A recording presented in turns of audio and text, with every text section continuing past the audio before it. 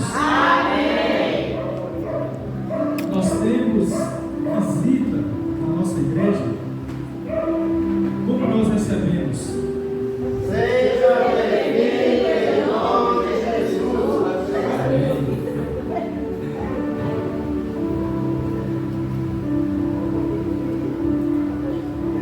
Vamos abrir a nossa Bíblia no livro do profeta Ageu.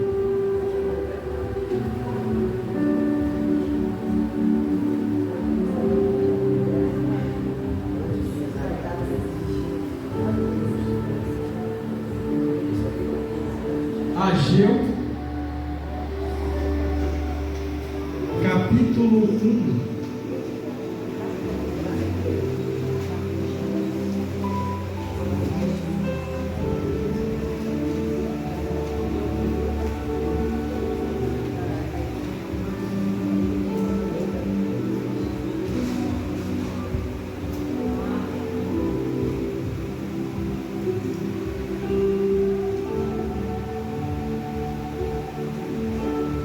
Ageu, capítulo 1, versículo 3.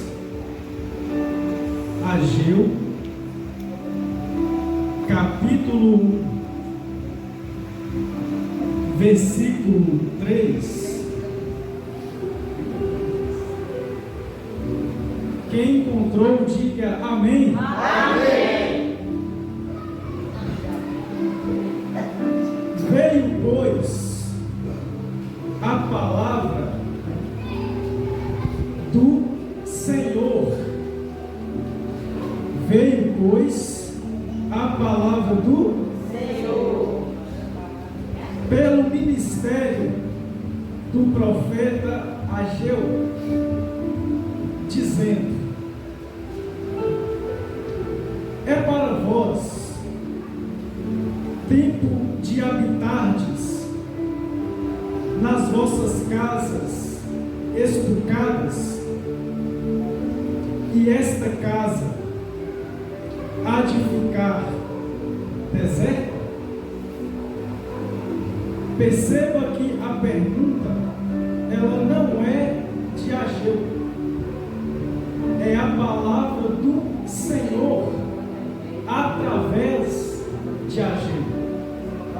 Então a pergunta não é de Ageu, a pergunta é do Senhor através de Ageu. E qual é a pergunta de Deus? É para vós tempo de habitardes nas vossas casas estucadas, e esta casa há de ficar deserta? Amém, irmãos? Amém.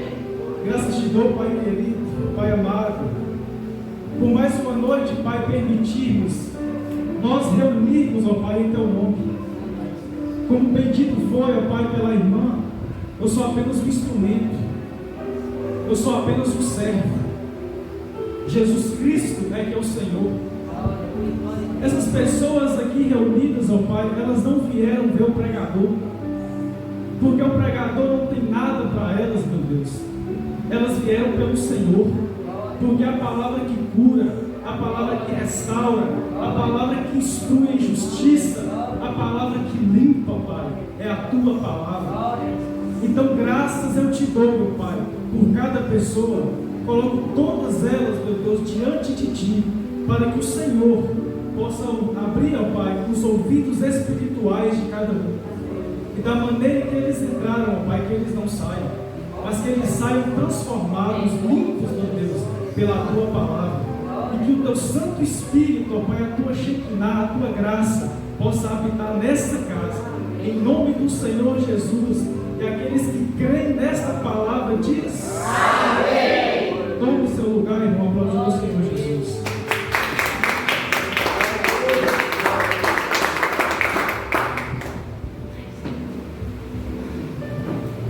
Irmãos,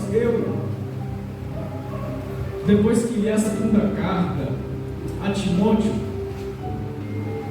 eu sei que eu, enquanto pregador, eu tenho um compromisso com Deus. E que compromisso é esse? É o compromisso de pregar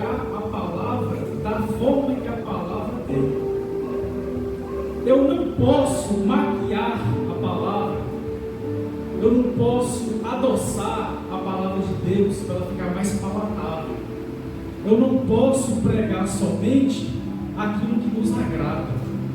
É um compromisso que eu tenho com o Senhor e com a igreja, de que por mais que os tempos eles mudem, eu ainda preciso permanecer fiel à palavra de Deus, da forma que a palavra de Deus é. Amém, irmãos? E a palavra de Deus, ela é um divisor de águas na vida de qualquer pessoa. Divisor de águas, para quem não conhece a expressão, é para designar um momento em que você muda de curso. Tem a ver com o seu destino. Uma vez que a palavra de Deus ela chega até você, ali você tem que tomar uma decisão. Não pode voltar atrás. Uma coisa que você não pode reclamar é que a palavra não chegou. A palavra chegou. A palavra que veio lá daquela época da Palestina, foi agrupando os livros, foi traduzindo, para hoje a palavra está na boca do pregador, nessa casa, só para você escutar. Então não tem como você dizer, mas a palavra não chegou. Chegou. E quando a palavra chega, você tem que tomar uma decisão. Decisão cuja essa tem duas alternativas. Então, eu não posso ser leviano em relação à palavra e dizer o que acontece só se você aceitar. Porque a palavra, ela é como uma moeda. Pensa em uma moeda. Mesmo que ela seja uma moeda, ela tem dois lados. Continua sendo a mesma moeda, mas ela tem dois lados. A palavra de Deus, de maneira similar, é uma palavra. A palavra de Deus é uma palavra, é uma única palavra, mas ela tem dois lados. Por quê? Porque ela precisa te mostrar os dois caminhos. Ela precisa te mostrar os dois lados. O que acontece quando a palavra de Deus chega e você aceita? É uma coisa que acontece, e isso todo mundo prega. O que acontece quando a palavra chega e você rejeita? Aí ninguém prega. Então eu não posso ser leviano a ponto de não te contar.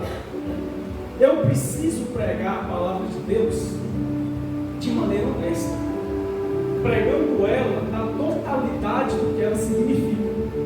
Então, como arauto do rei, como porta-voz do Eterno, eu preciso te dizer o seguinte: que quando a palavra chega até você, você tem a possibilidade de rejeitar. Você pode. Uma das alternativas é que você pode rejeitar a palavra.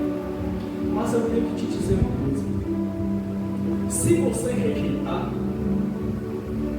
aí haverá condenação. Eu não posso te dizer que se você rejeitar a palavra, nada vai acontecer, ou está tudo bem se você não aceitar. Não posso dizer isso. Não posso dizer. Uma das coisas que vai acontecer é a palavra e a sua decisão apontar para o seu destino. Recebi a palavra de Deus, rejeitei, não quero saber. Então vai haver choro, vai haver pranto, vai haver rejeito de Deus, vai haver lago de fogo, de enxofre. E é um fogo, que diz Jesus, que não se apaga. É a condenação eterna. Então eu não posso ser leviano de chegar na igreja e dizer que se você recusar a palavra, está tudo bem. Não está. Não está tudo bem. A palavra que salva, ela condena. Então, irmão, uma coisa que eu queria que ficasse bem clara é que a palavra de Deus, ela traz juízo para a sua vida. É uma palavra de justiça. Justiça essa que, se recusar, lago de fogo, enxofre, pranto, choro e Sheol. Essa é a verdade. Porém, mesmo que com a rejeição vai haver trevas, vai haver escuridão, vai haver abismo. Porém, tem o outro lado da moeda, que é quando a palavra é pregada e você aceita. Quando a palavra de Deus é pregada e você aceita, então não haverá mais escuridão, porque você vai receber a luz da vida. Glória a Deus. Jesus disse: eu sou a luz do mundo, e aquele que me aceitar, aquele que me seguir, esse nunca mais vai andar em trevas. Sabe por quê? Porque vai receber a luz da vida.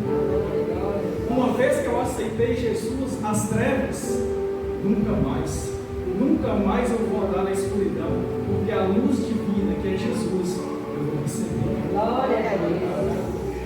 A palavra diz que se você recusa esse evangelho, o que vai haver é um fogo que queima de maneira eterna, é para sempre.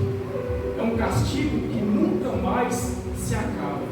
Mas esta mesma palavra diz, mostrando o outro lado da moeda, que se você beber da água que Jesus te der, vai plantar dentro de você uma fonte de água viva e vai jogar para a vida eterna. São duas faces, irmãos, da mesma palavra. A mesma palavra que salva. Então existem duas e somente dois caminhos. Não tem um terceiro, não tem um quarto. Rejeitou lago de fogo e chuva, mas aceitou entre a salvação da sua vida. Além do mais, como a irmã bem disse, se a palavra de Deus chega e você rejeita, haverá choro, haverá pranto, haverá muitas lágrimas.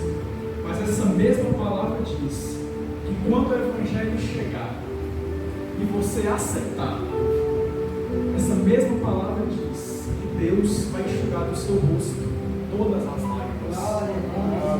Amém, irmão? Deus vai enxugar do seu rosto todas as lágrimas.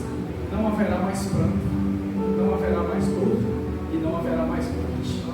A palavra de Deus, eu digo para a igreja, ela é divisor de águas e ela traz justiça para a sua vida. Justiça no qual, se você rejeita, você sabe o que vai acontecer. Mas se você aceita, você pode receber a salvação da sua vida. Uma coisa que tem, quando você aceita a palavra de Deus, é confissão. Porque a palavra diz assim: se com a tua boca confessares que Jesus Cristo é o Senhor, e se no teu coração você crer que Deus o resgatou dentre os mortos, uma coisa eu digo para a igreja: prepara, irmão, para dar seu glória a Deus. A salvação, ela vem através da palavra. Mas quando a palavra vem, tem duas alternativas. Tem a rejeição seguida da condenação. Mas quando tem aceitação, você confessa com a boca, você acredita com fé, a salvação, ela chega na sua casa. Glória a Deus. Assim diz o Senhor dos Exércitos: se com a tua boca confessares e no teu coração crer que Ele ressuscitou, a salvação vem. Mas aquele que recusa, a salvação não chega. Aquele que de maneira contínua rejeita a palavra de Deus, sabe o que vem para quem rejeita? Uma palavra chamada condenação. Mas a palavra de Deus diz em Romanos, igreja, que nenhuma condenação há para aqueles que estão em Cristo Jesus, nosso Senhor. Eu vou dizer mais uma vez, porque eu não quero que você perca a oportunidade de dar glória a Deus, de glorificar o nome do Senhor.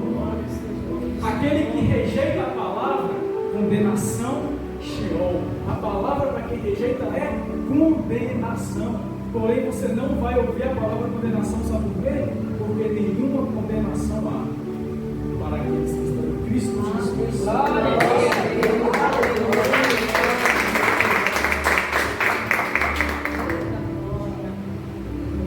Eu não sei como é que nós, humanos, meros mortais, dividimos as pessoas. Talvez a nossa divisão ela é assim: é rico e pobre. é analfabeto e instruído, é sábio e é tudo, é gordo, é magro, é pobre, é rico, quem mora no alto, quem mora no baixo, quem mora no norte, quem mora no sul. A palavra de Deus ela não é assim. A palavra de Deus, ela divide as pessoas em justo e ímpio. Não é judeu e gentil.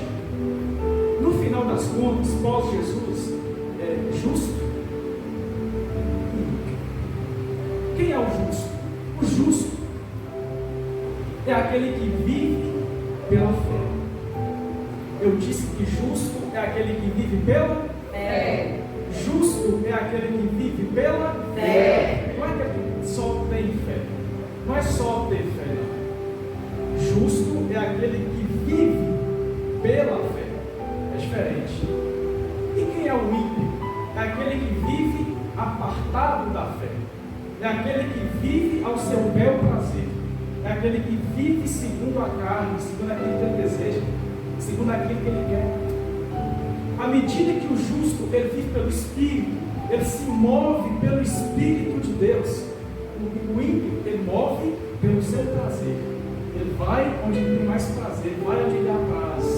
Ele não tem o temor do Senhor. Essa é a divisão. É justo e ímpio. Não é rico e pobre, não é gordo e magro, não é bonito e feio. É justo e ímpio. Mas aí, quando você olha para o mundo, você vai lidar com certos conflitos. E tem uma verdade que você vai ter que lidar com ela. Que verdade é essa? É que o justo sofre. Há sofrimento no justo. Mas você fala, peraí, mas cadê a justiça de Deus? Porque o justo não é aquele que vive pela fé. Mas se o justo vive pela fé, e Deus é bom, o justo não deveria sofrer. Mas quando você lê a palavra e diz que o justo vive pela fé e que Deus se agrada é do justo, aí você olha para o mundo e você vê o quê? Você vê o justo sofrer. Como arauto do rei, como porta-voz do Eterno, eu tenho que te dizer o seguinte: essa é a verdade. O justo padece, o justo sofre. Lide com isso. Ah, mas eu sou justo, eu sofro. Parabéns, está no lugar do céu. Porque o justo, isso. Você conhece a história de Jó? Para quem não conhece, eu vou resumir. Jó, ele era temente a Deus e seus caminhos eram retos perante o Senhor, diz a palavra. Jó tinha vários filhos e Jó era rico. Mas Jó era justo. Da noite para o dia, o que aconteceu? Perdeu todos os filhos que ele tinha, perdeu toda a riqueza, ele perdeu até a saúde. O justo, ele sofre.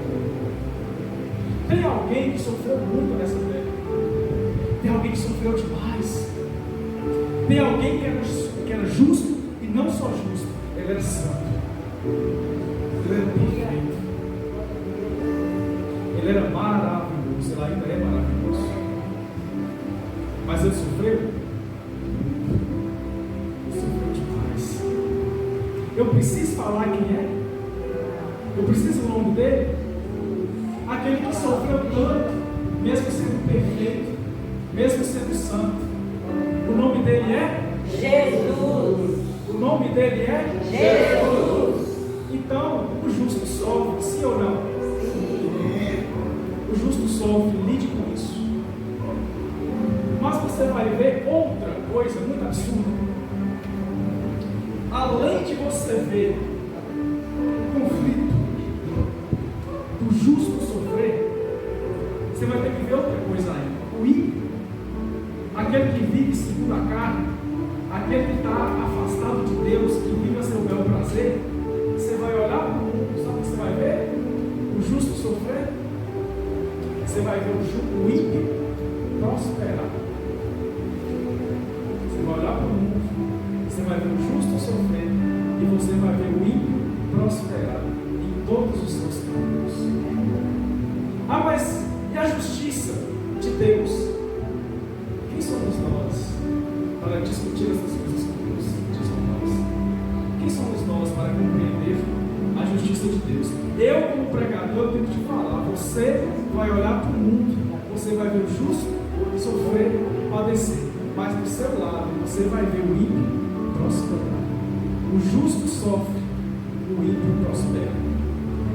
Porém, ele não vai prosperar longe para você não ver. Ele vai prosperar do seu lado. Ele vai ter um carro que você nunca vai andar. Ele vai ter uma casa tão bonita que você nunca vai nem entrar. Ele vai ter tanto dinheiro na conta que ele não vai saber o que fazer. Ele vai ter tanto dinheiro na vida que você não vai ter a metade, você não vai ter um terço do que ele tem. Porém, o ímpio, para ter o que ele tem, ele vai mentir, ele vai roubar, ele vai cometer crime de novo, ele vai passar por cima das pessoas, ele vai humilhar, ele vai puxar o tapete, ele vai mandar matar. Para ser eleito, ele vai mentir, ele vai passar para trás, ele vai fazer esquema, mas não é justo. Você vai ver o justo prosperar do seu lado. Porém, a palavra diz: não tenha inveja do ímpio. Bem-aventurado é aquele que não anda segundo o conselho dos ímpios. Bem-aventurado é aquele que se compraz na palavra do Senhor. E uma coisa que eu tenho para dizer para a igreja: de fato, a palavra tem razão. Não tenha inveja do ímpio, porque tem coisas desse mundo, elas passam e são banais, elas não duram para sempre. E de fato, talvez você nunca vai ter a prosperidade de um ímpio nessa terra. Talvez você não vai provar do que ele prova. Talvez você não vai ter as experiências que ele tem. E muito provavelmente você não vai ter os luxos que ele vai gozar nessa vida. Muito provavelmente não. Mas o que eu tenho da parte do Senhor para dizer para a igreja é o seguinte: mas vai chegar um momento em que você, justo, vai ter luxos que ele não vai ter. E um desses luxos eu vou dizer para você: no final da vida, no dia do juízo, o ímpio vai seguir o seu caminho, mas nesse dia você vai ter um luxo que ele não vai ter. Sabe qual que é o luxo? O seu nome escrito no livro da vida. Glória a Deus. Eu vou dizer de novo, porque eu não quero, irmãos, que vocês percam as oportunidades de enaltecer e glorificar o nome do Senhor. No dia do juízo, o ímpio terá sua justiça sendo feita, porque o Senhor trará à luz a natureza de todas as obras. Mas tem um luxo que você vai ter e ele não vai ter. Sabe qual é esse luxo? É Jesus com seu sangue escrevendo o seu nome no livro da vida. Tem outro luxo que ele não tem, sabe por quê? Porque ele anda na escuridão, ele anda perdido, ele anda à deriva, ele mostra uma aparência feliz, mas quando chega em casa à noite, ele chora, mas você não vê. Você só vê a foto do Instagram, você só vê o carro passando, mas você não vê a angústia que está dentro do coração dele. Porque o ímpio, ele anda na escuridão, mas o justo, eu vou te dizer o que acontece com o justo. A palavra do Senhor, ela ilumina o caminho do justo. Amém. Glória a Deus. A palavra do Senhor, ela ilumina o caminho do justo. Amém. Sabe por quê? A palavra diz que lâmpada para os nossos pés é a palavra de Deus.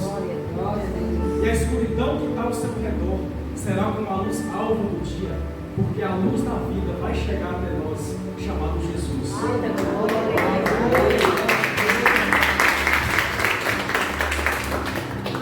Eu vou te dizer, o maior dentre os luxos, que me desculpem os ímpios, eles nunca vão ter. E se você veio nessa noite glorificar o nome de Deus, prepara, porque agora é a hora. Vai ter um luxo tão grande na sua vida que o ímpio nunca vai ter. E eu vou te dizer qual luxo é esse. No dia do juízo, sabe o que vai acontecer? Você vai ver o Cristo face a face. Vou dizer mais uma vez: vai ter um luxo, irmãos, na nossa vida, que o ímpio nunca vai ter. Sabe qual que é esse luxo?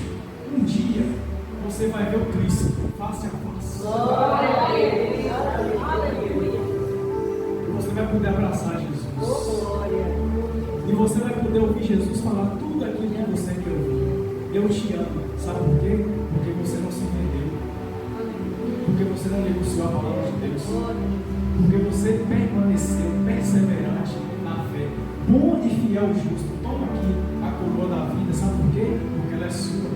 Porque está preparada para você desde antes da fundação do mundo. Vai ter um luxo que você vai ter. Quer ver o Cristo dizer 20 benditos de meu Pai? Toma aqui a coroa da vida. Sabe por quê? Porque ela é sua.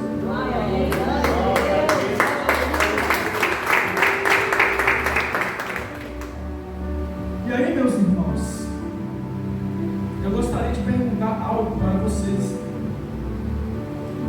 Vocês acreditam que Deus fala através do homem? Sim ou não? Sim. E continuem crendo nisso. Porque a palavra diz assim: aquele que antes falou através da boca dos profetas, de muitas formas e de muitas maneiras, nos últimos tempos, ele nos falou através do seu Filho Jesus. Aquele que antes falou através da boca dos profetas, homens falam em nome de Deus. Mas aí, eu gostaria de desenvolver esse texto para expor para vocês um texto em que Deus fala através de um homem. Sabe que homem é esse? Ageu, da abertura. Ageu capítulo 1, número 3, versículo 3. Ele vai dizer o seguinte: veio, pois, a palavra do Senhor. Veio, pois, a palavra do Senhor. pelo ministério do profeta Ageu. E eu quero fazer de novo a mesma observação. A palavra é do Senhor. Mas quem disse? Ageu. Quem disse foi Ageu. Mas a palavra é do? Quem disse foi Ageu. Mas a palavra é do? Senhor.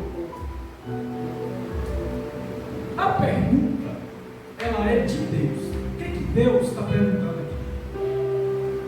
É para vós tempo de habitardes nas vossas casas estucadas, e esta casa há de ficar deserta?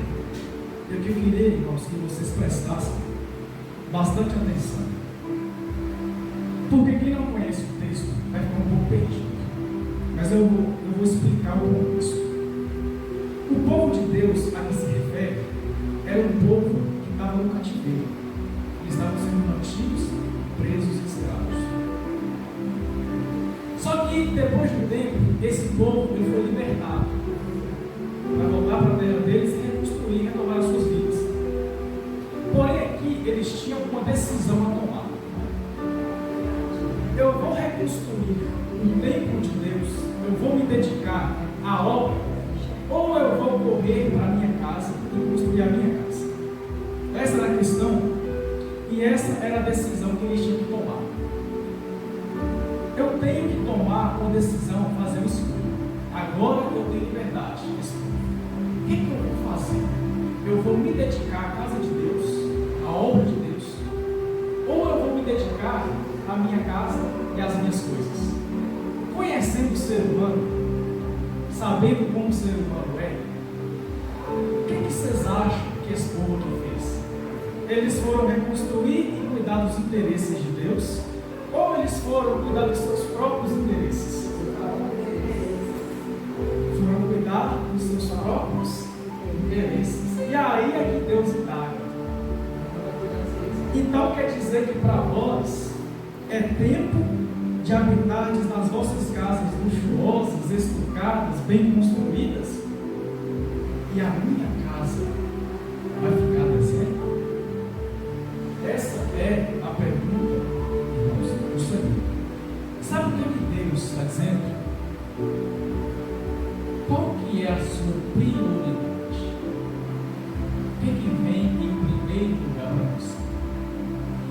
seus interesses, as suas casas estocadas, vem os seus planos, vem os seus projetos, vem os seus afazeres, vem os seus objetivos, interesses e desejos? Ou como prioridade é a minha casa, a minha obra e a minha palavra? Qual é, sabe a pergunta de Deus para hoje? Qual é a sua prioridade? Porque na hora do vamos ver, o povo construir as suas próprias casas. O povo está mais preocupado com os interesses deles. As coisas de Deus ficam de lado e desertas. Por quê? Porque o povo está mais preocupado com as suas próprias casas do que com as casas de Deus, do que com a casa do Senhor, do que com a palavra, com a obra do ministério de Deus. Mas aí, eu sei que hoje em dia está cheio de coaches. E eles usam o tempo deles para fazer o quê? Para te dar a fórmula do sucesso. E qual que é a fórmula do sucesso que eles falam? Acorda todo dia às 5 da manhã. Faça exercício. Leia 2 livros por mês. Comece a poupar dinheiro, corta gastos. Isso, e daqui 10 anos, diz os coaches, você vai ser um homem de sucesso. O que você veio fazer aqui hoje? O pregador veio pregar. Primeira coisa que eu tenho para te dizer, eu não sou coach, eu sou pregador. Segundo, eu não vim te dar a fórmula do sucesso. Eu vim te dar a fórmula do fracasso. O que o pregador pregou hoje? A fórmula do fracasso. Como fracassar? Eu vou pregar hoje. Por quê? A fórmula do sucesso, você tem que fazer várias coisas para você ter sucesso. Para fracassar é só 2 coisas. Para fracassar é só 2 coisas. Eu disse que para fracassar é 2 passos. Se você fizer 2 coisas, você fracassa. Vou te dizer qual é a primeira. A primeira é ser filho de Deus. Ser seguidor da palavra. Ser seguidor de Jesus. Esse é o primeiro passo para você poder fracassar. Sabe qual é o segundo? Abandonar a casa de Deus. Você fez isso. Se 100% aqui fizer isso, você vai fracassar. 2 passos. Ser filho de Deus, seguir ao Senhor. Sabe qual é o segundo passo? Abandonar a casa de Deus e deixar ela deserta. Se você fizer isso, você vai fracassar em tudo que você fizer. Se você for filho de Deus e deixar a casa de Deus deserta, você vai fracassar. Vamos ver. Olha o que diz o Senhor. Verso 5. Ora, pois, assim diz o Senhor dos Exércitos: aplicai o vosso coração aos vossos caminhos. Aplicai o vosso coração aos vossos próprios caminhos. E aqui eu quero que você preste atenção. O que o Senhor está dizendo? Aplicar o coração aos seus próprios caminhos é você deixar a casa de Deus deserta e se concentrar nas suas próprias coisas. Quando você pega, você é filho de Deus, você é seguidor de Jesus, você pega toda a sua energia, todo o seu tempo, todo o seu recurso, deixa a casa de Deus de lado, pega seu coração e aplica nos seus próprios caminhos, e a casa de Deus fica deserta. Olha o que vai acontecer com quem fizer isso. Verso 6. Você vai semear muito. Eu disse que você vai semear muito. Você vai trabalhar muito. Você vai se esforçar muito. Mas você vai colher? Você vai trabalhar muito. Mas você vai colher? Presta atenção. Você vai comer, mas você não vai se fartar. Você vai beber, mas você não vai saciar. Vai vestir, mas ninguém se aquece. E o que recebe salário, recebe um saquetel furado. O que você aprendeu hoje? A fórmula do fracasso. A fórmula do fracasso. Se você é filho de Deus, seguidor de Jesus, mas você pega o seu coração e aplica nas suas coisas. Enquanto isso, a casa de Deus fica de lado, olha o que diz a palavra: você vai trabalhar muito, mas eu vou lhe pouco. Você vai ter comida para comer, mas não vai ser suficiente. Você vai beber muita água, mas não vai saciar. Você vai ter roupa, mas não vai te aquecer. Você vai receber seu salário. Quando você colocar no bolso, o bolso vai mais furado, vai embora. É minha opinião? Não, vai ser. Quer fracassar? Deixa a obra de Deus de lado e vai cuidar dos seus próprios interesses. Isso aqui não é minha opinião, não, irmãos. Está escrito. E não só isso, porque continua dizendo: você acha que acabou por aí? Não acabou, não. Porque, olha o que diz aqui. Versículo 9. Você vai olhar para muito, mas eis que alcanças pouco. Você vai olhar para muito. Você vai olhar para muito. Você vai almejar muita coisa. Você vai sonhar com coisas grandes. Mas o que é que você vai alcançar? Pouco. E não para por aí, não. Porque além de fracassado, diz o Senhor, você vai ser iludido. Além de fracassar em todas as áreas, você ainda vai ser iludido. Sabe por quê? Olha o que diz o texto. Você vai almejar muito, mas esse alcançaste pouco. E não para por aí, não. Sabe por quê que o Senhor diz? E o pouco que você alcançar, diz o Senhor, eu vou soprar. Essa é a fórmula do fracasso. Vai trabalhar muito, vai colher muito. Vai almejar muito, e o que você vai ter é pouco. E não para por aí, não. O pouco que você trouxer para casa, diz o Senhor, eu vou soprar. Tudo vai ficar sem nada. Qual é o motivo disso? Por que disso? Ele responde: por quê? Disse o Senhor dos exércitos. Quem é o Senhor dos exércitos? É Ageu? Não. Quem é o Senhor dos exércitos? Deus. Então quem disse é Deus. Eu vou soprar o pouco que você trouxer. E por que eu vou fazer isso com você? Por causa da minha casa. A minha casa está deserta, está abandonada. Você vai fracassar em todas as áreas da sua vida se você deixar a minha casa abandonada. Se você pegar seu coração, sua energia, seu recurso, sua juventude e aplicar no seu caminho, no seu sonho, você vai fracassar em todas as áreas. Vai trabalhar muito e vai receber pouco. Tudo vai ser insuficiente. Você vai ser iludido porque você vai almejar muita coisa, mas você vai alcançar pouquinho. E por que diz isso, Senhor? Por causa da minha casa, que você deixou deserta, para poder correr aos seus próprios interesses, desejos e objetivos.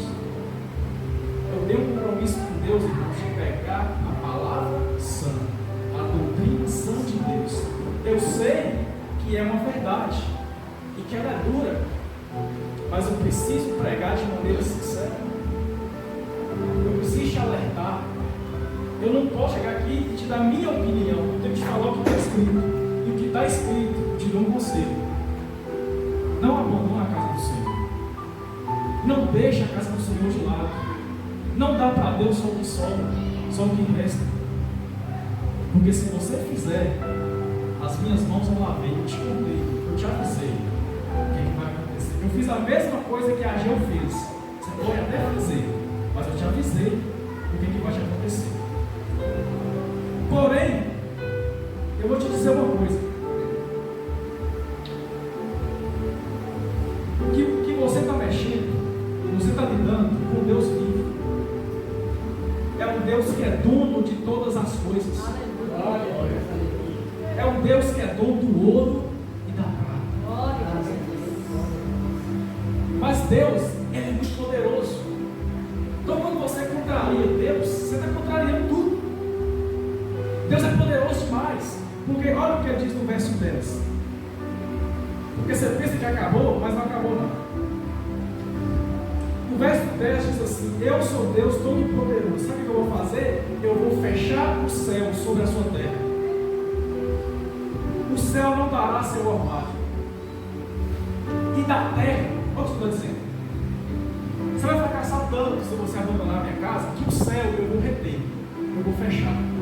E a terra eu vou trazer seca, de maneira que não vai ter nem chuva e nem fruto. E eu trarei a seca sobre tudo, sobre a plantação, sobre os animais e sobre toda a obra da tua mão. Vamos ler? Qual é o Senhor diz? E eu fiz vir a seca sobre a terra, sobre os montes, sobre o trigo, sobre o mosto, sobre o azeite, sobre tudo o que a terra produz, como também sobre os homens, os trabalhadores, sobre os animais e sobre todo o trabalho das tuas mãos. Eu, o Senhor dos exércitos, te digo que se você pegar seu coração e aplicar os seus caminhos, enquanto a minha casa fica deserta, tudo vai conspirar para o seu fracasso. Vocês conhecem a parábola do filho pródigo? Aquele que pediu a herança e foi se banquetear a vida, que foi fazer papel de ímpio. O que foi que o Senhor fez com ele? O Senhor fez nascer, fez vir seca, fechou o céu. E logo ele estava entre os pobres.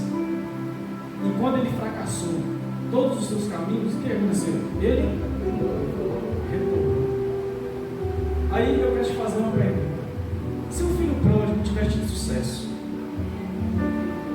se ele tivesse prosperado nos seus caminhos, ele voltava?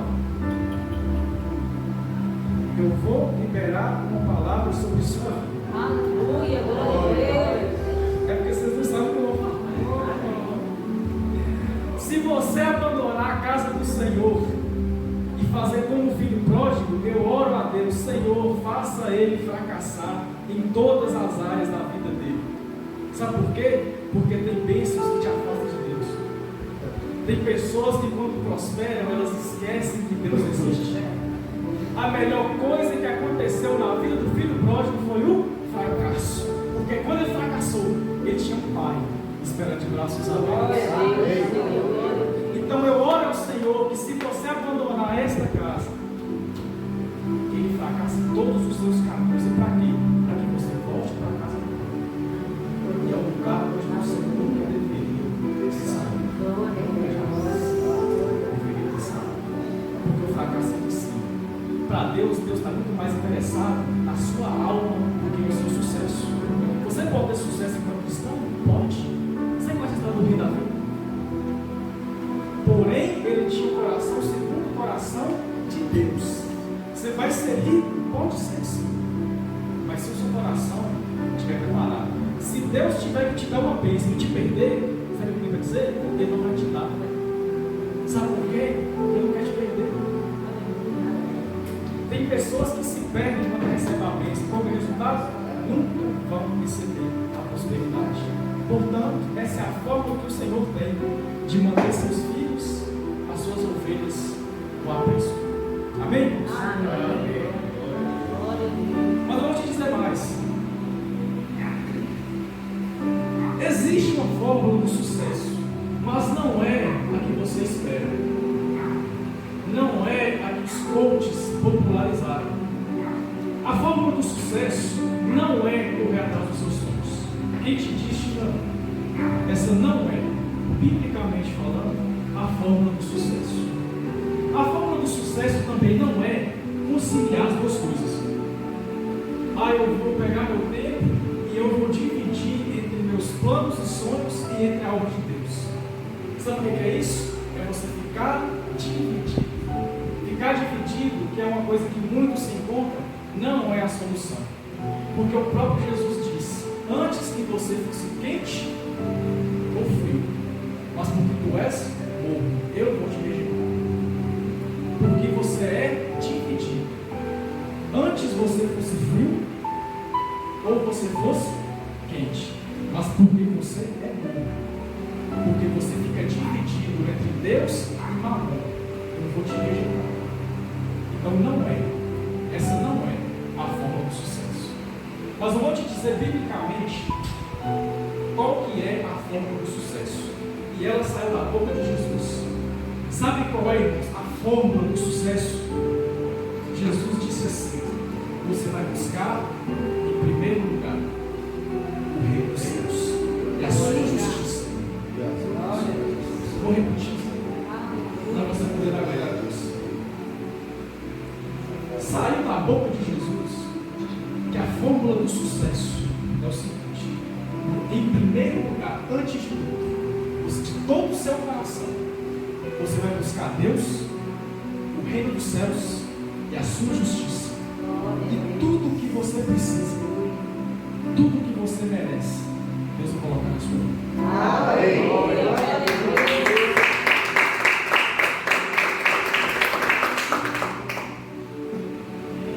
Eu te mostrei um lado da moeda, e aqui eu vou encerrar te mostrando a outra face. Eu te mostrei a face do que rejeita, do que recusa, do que diz não. Eu vou te dizer a outra face da moeda do justo. Porque você pode hoje escolher aplicar o seu coração, a sua energia, seu recurso e sua atenção nos seus caminhos. Porém, eu te avisei. E Deus também te avisou. Você vai fracassar. Mas existe outro lado da moeda que é quando você pega o seu coração e aplica nas coisas de Deus. Sabe o que vai acontecer? Eu vou ler o que vai acontecer. Capítulo 2, versículo 5. Ainda é o livro do profeta Ageu. Segundo a palavra que conservei convosco quando você saiu do Egito, e o meu espírito habitava no meio de vós. Eu vou te falar o outro lado da moeda. Quando você, de todo o seu coração, buscar o Senhor e aplicar sua energia, seu foco, sua preocupação, seu coração, a força do seu braço na obra de Deus, na casa de Deus, assim diz o Senhor dos Exércitos: o meu espírito vai passear no meio de vós. Aleluia!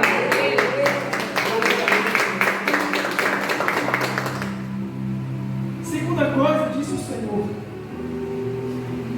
porque assim diz o Senhor dos Exércitos, ainda uma vez, daqui a pouco, e eu vou fazer tremer os céus, a terra, o mar, a terra seca, e farei tremer todas as nações, e virá o desejado de todas as nações, e encherei esta casa de glória, diz o Senhor dos Exércitos.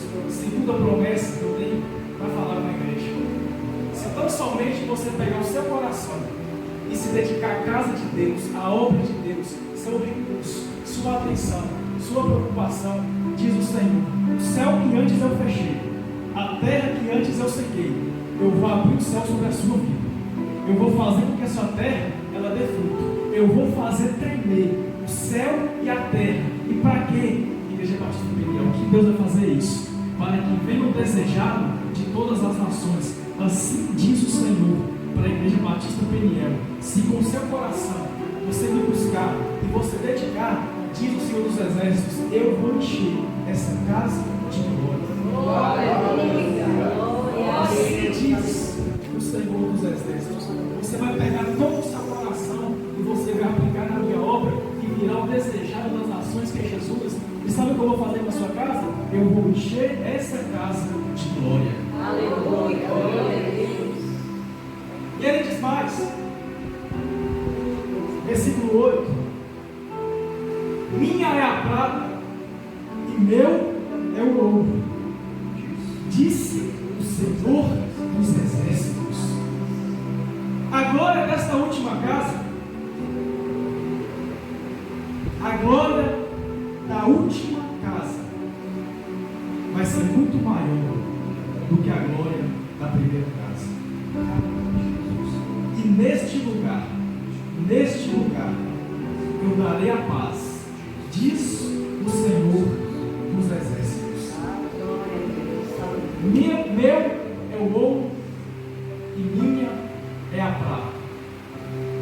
Porque uma coisa Deus garante, que a glória da última casa, ela vai ser maior do que a glória da primeira casa. Aleluia. Então somente aplique o seu coração à casa de Deus, porque Ele é o dono da prata, Ele é o dono do ouro, Ele é o dono de todas as coisas, Ele é o dono de todo o recurso. Não vale a pena você buscar as coisas do mundo para querer ser como ímpio, porque diz o Senhor: meu é o ouro, meu é a prata, meu é o recurso, de mim são todas as coisas. E a bênção que vai estar sobre a nossa vida, talvez passou despercebido, mas eu ainda vou dizer. Porque se tão somente você pegar o seu coração e aplicar na obra, diz o Senhor: eu vou te dar a minha paz. Porque quando você chega aqui na casa do Senhor, aí o irmão chega e fala assim: a paz do Senhor, a paz de Cristo, a paz de Deus. Mas se você pegar o seu coração e aplicar nas coisas de Deus, o próprio Deus diz: eu te darei a minha paz. A paz que excede todo conhecimento, a paz que excede todo entendimento, a minha paz eu vos dou, diz o Senhor. Esse texto, ele começou com uma pergunta, e ele vai terminar com outra pergunta. E mais uma vez, é Deus que pergunta, no verso 19. Olha a pergunta que Deus faz. Há ainda, verso 19, há ainda semente no celeiro? E a resposta é: não. Nem na videira, nem a figueira, nem a romeira, nem a oliveira tem dado os seus frutos. A pergunta que Deus está fazendo é que eu queria que você prestasse atenção. No final de tudo, Deus chega e diz assim: olha lá o celeiro, vê se tem semente. Aí você vai observar e você vai ver que não tem. Nem a videira tem semente, nem a romeira, nem a figueira e nem a oliveira deu seus frutos. Porém o Senhor diz: porque antes você tinha comida, você tinha roupa, você tinha trabalho, você sonhava muito, você tinha todo o recurso, mas você não tinha a minha bênção. Aí no final o Senhor diz assim: olha aí para o celeiro, vê se tem alguma semente. E você vai observar que não tem semente no celeiro, não tem recurso, mas a partir deste dia, a minha bênção vai dar sobre sua vida. Sabe por quê? É que o Senhor está mostrando. É que mais importante do que ter o recurso é ter a bênção de Deus. A verdadeira prosperidade é o Senhor. É por isso que Ele diz que você vai fracassar mesmo que você tenha o recurso, mas você pode não ter nada. No celeiro pode ser que não tenha semente, mas a minha bênção, a partir daquele dia, vai dar sobre a sua vida. E no final você vai perceber que de tantas teorias e teologias da prosperidade, como porta-voz do Eterno, como arauto do Rei, essa palavra ela veio dizer o seguinte: a verdadeira prosperidade é a bênção de Deus na sua vida. Eu vou repetir para você dar seu último glória a Deus da noite. A mensagem que gira em torno do livro de Ageu é o seguinte: você pode ter tudo.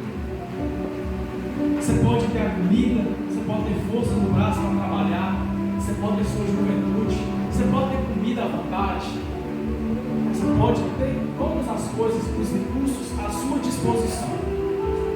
Você vai fracassar em todas elas. Mas tem um segundo cenário, tem uma segunda face, tem um outro lado da moeda, porque você vai olhar para o celeiro e não vai ter nenhuma semente, mas diz o Senhor: a partir deste dia, a minha bênção, ela vai estar sobre a sua vida.